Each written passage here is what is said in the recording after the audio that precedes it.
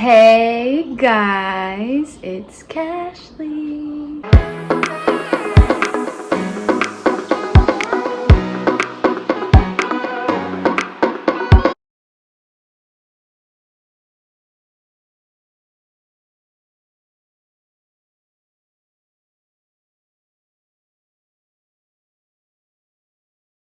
Today we're here to talk about a serious subject.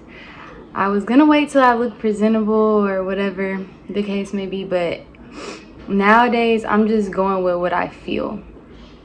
So I think it's time to tell you guys about this. So last year, you guys remember I posted a single mom of 2 or something like that video, and some people were like curious about it. At the time I wasn't technically single, but I was living on my own with my 2 kids because there was a domestic violence situation, and that's what happened out of it. So let me go back. So I had my son in February. He came home in April. About 2 weeks after he came home is when the situation, the domestic violence situation happened. And I don't even know where that situation started. I just know that I was mad over something. Maybe I went through his... See, I don't want to say names, but it's like, for most part, if you've been on this channel, you know who I'm talking about. So, okay, wait. I'm sorry, y'all. I did not think about this at all. Like, I just was like, I need to record this today. Okay, so 2020, April, we was into it for a couple days. I remember I cooked. I never cook. I cooked. He came home from work, ate. I had been drinking. Back in this time, I was drinking like 3 times a week. So I had been drinking just one drink. He came home. He drank a drink. I think it was one. He ate, and then we weren't talking. And I wanted to talk. So, you know, I'm pressing the issue about talking. Somehow the situation got escalated and we were fighting. We were in the room. I climbed on the bed to be on his level. And a lot happened that I can't really explain or like go into detail, because I just remember running around the house, throwing things around. Everything was a mess. And then he hit me 5 times in my ear, and he only stopped. Well, I felt blood, and I looked at my hand, and that's when he stopped and tried to help me. But I'm like, no, get away from me. Run in the hallways. I called the police. I had to call the police because at that time I didn't know how bad my ear was. I just seen so much blood, and I didn't know why. Like, I had never bled this much in my life. So it was blood smeared on the walls, and before the police got here, he cleaned it up. We were in the hallway. Well, I was already at the door. I was holding my daughter when the police got here, and one took him down to the 2nd level, and I'm on the 3rd level, and we're talking to me.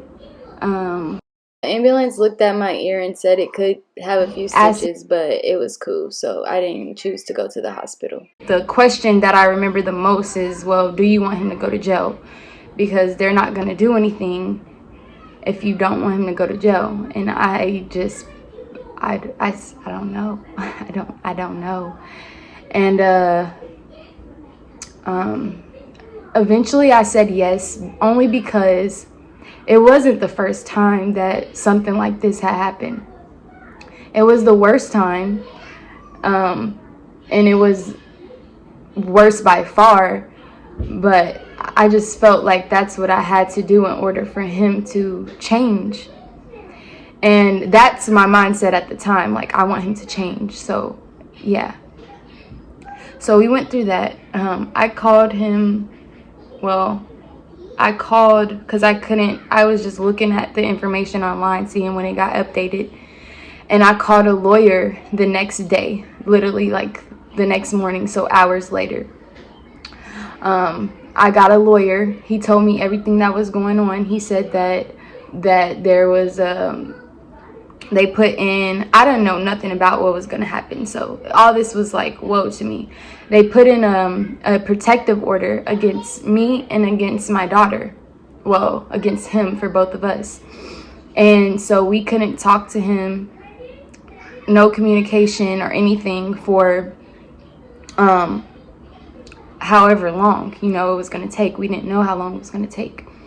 So I'm just saying, like, can we file this? Can we fight this? And literally the next week, like, I paid the money the same weekend. I had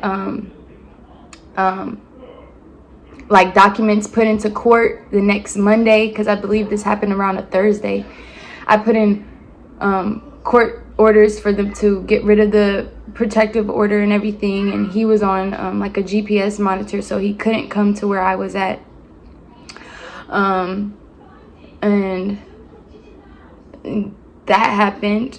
We kept getting court dates, and about the court date that was about a month out, they took away the court orders. So he was away for about a month. I was just here with my kids for about a month, and he got to come back home about a month later.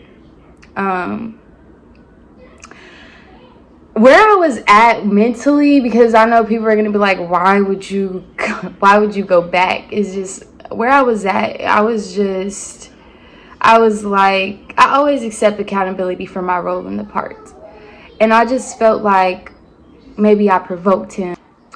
So when he got back, I was really just, I wouldn't say I was scared at that moment, but I was just reserved. I tried my best to not provoke him, not to anger him. And I always say that when somebody messes up in a relationship, the innocent person does more work, the most work. And I really was. And one day we got into an argument, and I was just like, I can't do this to myself anymore. I can't keep my feelings bottled up, because that's how this situation ended up happening. Anyways, we made it work. It was good. I'm not gonna say like we were miserable and stuff. We were very happy, and you know, we were happy. But months later down the line, I would say in December, I found his hidden page of where he was messaging females and stuff. And okay, so actually he was actually gone for longer than a month, because it initially happened in April or beginning of May, and he wasn't there for my birthday, but he came home right after that. So he came home in June. We're pretty much just going through his court dates and stuff, and I was really his main advocate in helping him beat the case. So in October is when he had his final court date. But the second to last court date, it was like when I got on the stand, and they were asking me questions. It was weird, because when I first got on the stand, the prosecutor was like, well, the judge was like, is the victim here? And then the prosecutor was like, yeah, but this is kind of a weird situation. We don't know what she's gonna say. Because they knew that I didn't want him to go to jail or anything. So I got on the stand. They were asking me questions and trying to get me to say like bad things about him and whatever. And the judge really wasn't listening to me at all. But whatever. And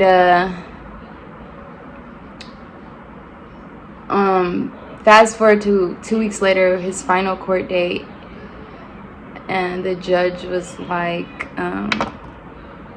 you're guilty. You're guilty.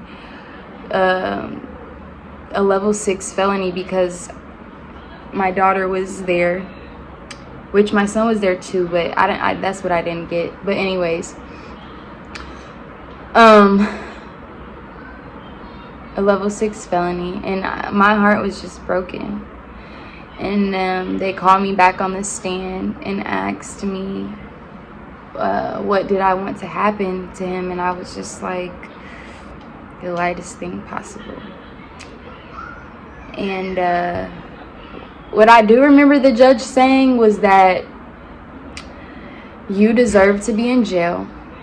These are the worst pictures I've seen in a long time. And that's what made me realize how bad it really was, because a judge who goes through these cases daily, hella cases, I'm telling you, we sat through cases, to say that these were the worst pictures she's seen in a long time, that's what really hit me. And I don't know, but she didn't send him to jail. She gave him classes and blase scoop. And fast forward to December. Okay, we're still together. Not much about domestic violence happened. We did have one arguing thing where it was kind of like, I see that in you now, and that's all I see is anger, and I don't know how to deal with that. But in December is when I found messages on Instagram to helly people, and I'm just like, do you see me? Like, do you see me? Like, I cannot. And it's weird though, because that's what made me snap out of it. But before, I was gonna share this, but somebody close to me told me, like, why are you gonna share that? It's not like you left him. And I was pissed. Because it's people that don't leave. It's people that still need advice, that are still in that situation to figure out stuff. And I could have helped them, you know. But I get it, you know. I get it. I understood. So I didn't share it. Also because I didn't want my family or anybody to look at him differently, because people do bad things all the time. And nobody in my family can judge, because I feel like everybody in my family has done something to me. So nobody really can, but that's really why I didn't want to share it before. But after December, I seen those messages. I was just doing my own thing, like still married, but really not. And the only reason I couldn't get divorced is because money. I was a stay-at-home mom. And then just, okay, we get divorced, then we're like, where are we gonna go? We're still here, you know, we're still here as a unit. So it's just, all that was just taking toll on my head. But that's when I was really just done. And then ever since December to now, I just been living my life, hanging out with friends and being around people who positively motivate me. But it was not over. In January, when I first started hanging out with my friends, I went out to a club with my friends, and when I came back, I obviously knew Dominique went through my phone or something, because he immediately attacked me, like soon as I walked in the door. And he immediately attacked me. And he held me down. He pulled a gun out. And see, these are the things that's really hard for me to share, because I don't want my family to think anything. I don't know. It's hard. And I know they are, because that's what I would do. But I called the police and they didn't do nothing. They didn't do nothing. And guys, he's a felon. He's not supposed to be around guns or anything. And they didn't do anything. And you know what they said? They said it's because you waited 20 minutes to tell us that he pulled out the gun. And they said, you didn't really want him to go to jail. And I said, well, now I do. So do something. It doesn't matter to me if I tell you 5 minutes or 10 minutes later that somebody committed a crime. Like, I would guess him attacking me and holding me down wasn't enough. So, you know.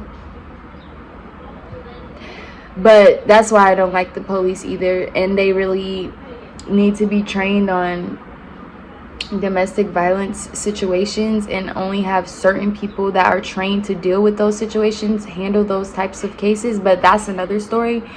But yeah, so that happened, and that's when I was like, yeah, you're not gonna change. It's still there, and maybe you can, but it won't be with me, and I don't want this relationship anymore. And ever since then, I just been single. But obviously it takes months to go through a divorce, and we're really stagnant right now because he's been going through situations with his family as well, and that's another story for another day. But I feel like I just needed to share this now to just, I really do want to help somebody, but I also want to be free. I want people to know me and understand that everything on social media is not always what it seems. And I try to be as transparent as possible. But when you go through situations like this, it's hard to share, because for me, I think about everybody in this situation. Even though I should think about myself, I think about the other person's life too. So no, I just wanted to share this because I know that it's somebody out there that's going through domestic violence situation and doesn't want to leave. And I know there's some of you guys who have left who can give me encouragement about where to go, because I'm still at the end of it. But I just want to say that once you start focusing on yourself, life gets better. Once you focus on what you want to do and stop putting other people before you, life gets better.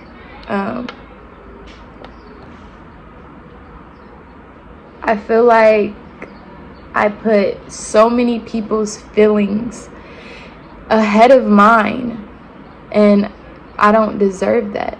And the crazy thing is, his family hates me. They look at me like I'm this like terrible person. Fine, I don't care. My family, they look at him like he's this great person. I want them to. But also,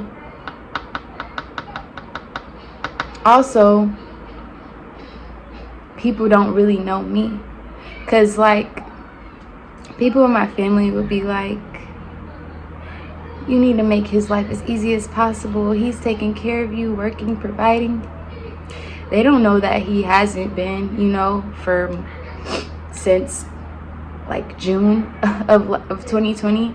They don't know that I've been picking up slack. They don't know that but I don't put myself out there I don't want to be that person. Like, I don't have to get credit for what I do. But it's just like, stop giving people advice on their life that they didn't ask for, because you don't know what's really going on in their life. Everything that I post on my channel is real. I never post us being happy if we're not. I posted us arguing. I post everything. I just couldn't post this. But now I am. And I'll answer questions. I don't know what you guys might be wondering. So if you do have questions, if you need advice, you can reach out to me on my Instagram, or if it's more personal, or you can comment. I'll probably make a follow-up video. But I just felt like now is the time to show people that my life is not all easy, you know. My life is not all perfect. I'm fucking crying. That's so sad. God, I don't know. I just feel like people sometimes look at me as if everything is perfect. And the only reason why it may come off like that is because my heart is good, and I try my best to act with my heart so that the anger doesn't come out, or I don't treat people, you know, like a hurt person would treat people. But yeah, right now what we're doing is just trying to figure out how to live separate lives and co-parent, and because I don't hate him, and he has done great things for my kids and for me too, and also allow me to share my story, because he knows that so many other situations with his family, my family, and things that I haven't spoken on that I probably should. So this is only the beginning.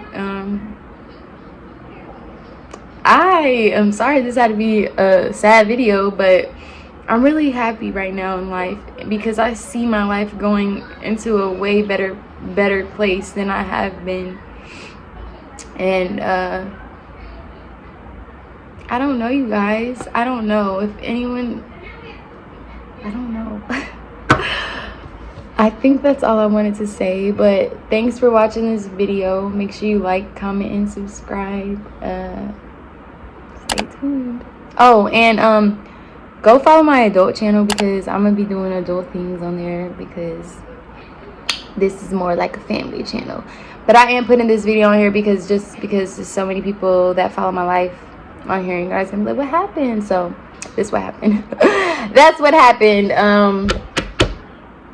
It's all good though.